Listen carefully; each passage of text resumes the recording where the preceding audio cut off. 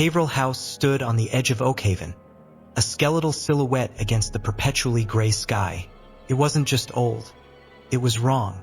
A palpable dread clung to its weathered walls, a silent testament to the town's unspoken terror. Locals whispered of disappearances, of hushed screams carried on the night wind, and of a hunger that resided deep within the house's shadowed depths.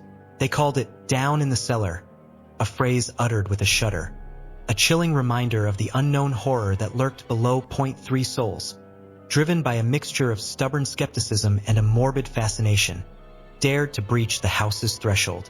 There was Iris, a seasoned paranormal investigator, her equipment humming with anticipation.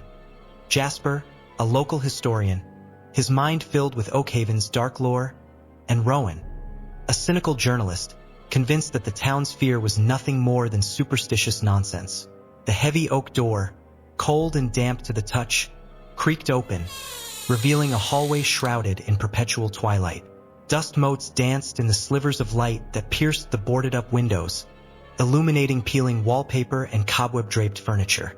The air was thick, heavy with the scent of mildew, damp earth, and something else, an undercurrent of something acrid and primal. "Just an old house," Rowan scoffed, his voice echoing in the oppressive silence. "Probably full of rats and ghosts." Iris, her eyes scanning the room with her EMF reader, frowned. "There's a strong energy signature here," she murmured, her voice hushed. "Something's definitely present." Jasper, his fingers tracing the faded floral pattern on the wallpaper, nodded grimly. "The Haverhills were a strange family," he said, his voice low. "They kept to themselves, and then they vanished. One by one, they simply disappeared." They moved deeper into the house, each step creaking on the rotting floorboards. The silence was oppressive, broken only by the occasional rustle of unseen creatures in the walls. They explored the grand ballroom, its once ornate ceiling now a patchwork of water stains and peeling paint. They peered into the dusty library, its shelves still lined with leather-bound books. After a quick glance, they ventured further. A subtle shift occurred. The air grew colder, the shadows deeper. Iris's equipment began to register spikes of energy, the readings erratic and unsettling. Jasper felt a prickling sensation on his skin, a sense of being watched by unseen eyes.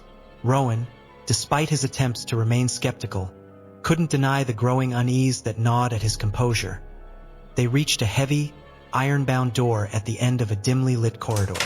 It was cold to the touch, its surface etched with strange, unfamiliar symbols. "The cellar," Jasper whispered, his voice trembling slightly. "This is where they say it resides." Iris, her eyes fixed on the door, nodded grimly. "The energy readings are strongest here," she said. "Whatever's down there, it's powerful." Rowan, despite his growing apprehension, couldn't resist the pull of the story.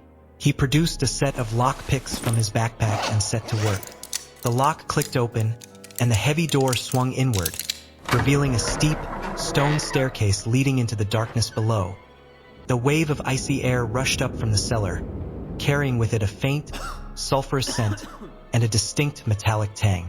Iris's equipment went haywire, the needles jumping and the lights flashing erratically. "We shouldn't go down there," Jasper said, his voice filled with dread. "The stories, they're not just stories." But Iris, her curiosity piqued, was already descending the stairs, her flashlight beam cutting through the gloom. Rowan, driven by a desperate need to prove his skepticism, followed close behind, leaving Jasper alone at the top of the stairs. The cellar was vast, a labyrinth of stone chambers and vaulted ceilings. The air was thick and stagnant, the temperature dropping with each step. The flashlight beam danced across the damp walls, revealing strange symbols etched into the stone, their meaning indecipherable. Iris, her eyes gleaming with excitement, moved deeper into the cellar, her flashlight illuminating a large, circular chamber in the center of the labyrinth. Wow. In the center of the chamber, a stone altar stood, its surface stained a dark, reddish-brown Rowan, his skepticism finally giving way to unease, joined her at the altar. "What is this place?" he asked, his voice hushed. Iris, her fingers tracing the strange symbols on the altar, felt a shiver crawl down her spine. "I don't know," she whispered. "but I think we found something we shouldn't have." Suddenly, the air crackled with energy. a low hum vibrating through the stone floor.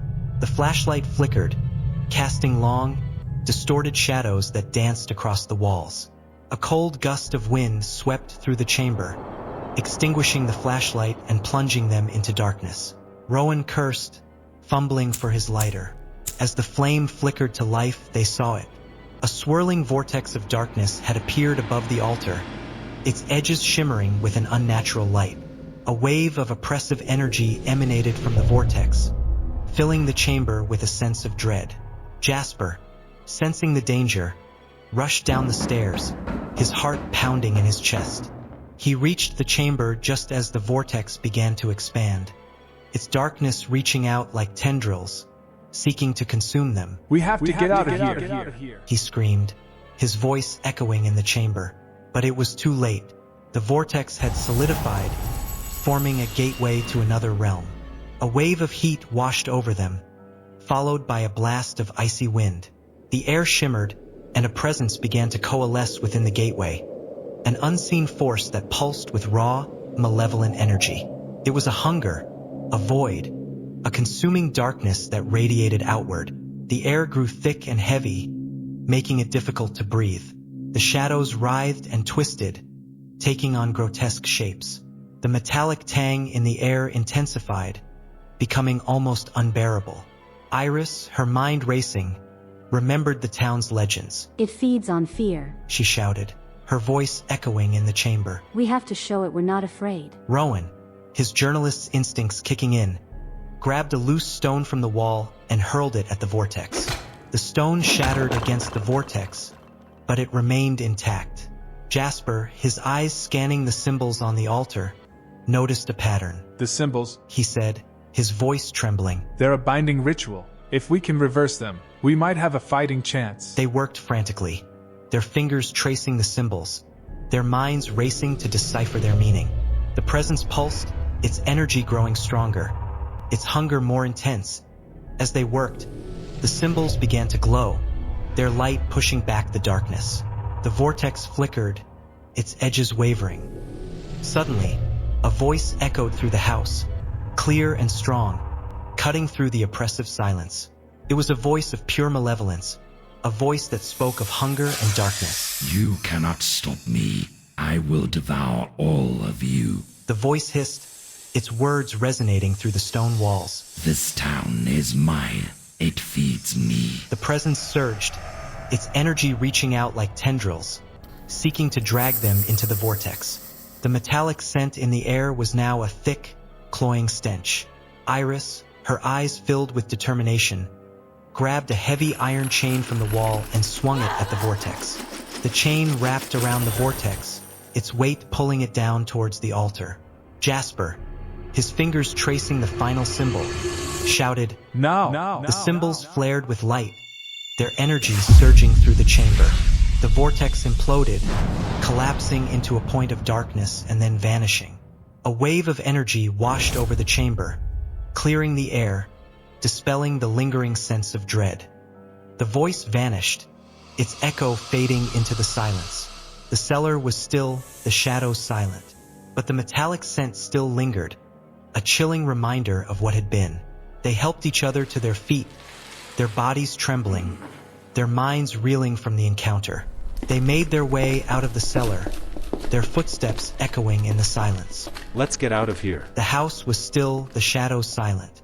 They left the Haverhill house, the heavy oak door slamming shut behind them. The town of Oakhaven was silent, the fear that had gripped it for so long finally broken. But they knew that the darkness was never truly gone, that it lurked just beneath the surface, waiting for its chance to return. The metallic scent that they had smelled in the cellar had become a scent that now permeated the town. The people that had been taken to feed an insatiable hunger, which could never be satisfied.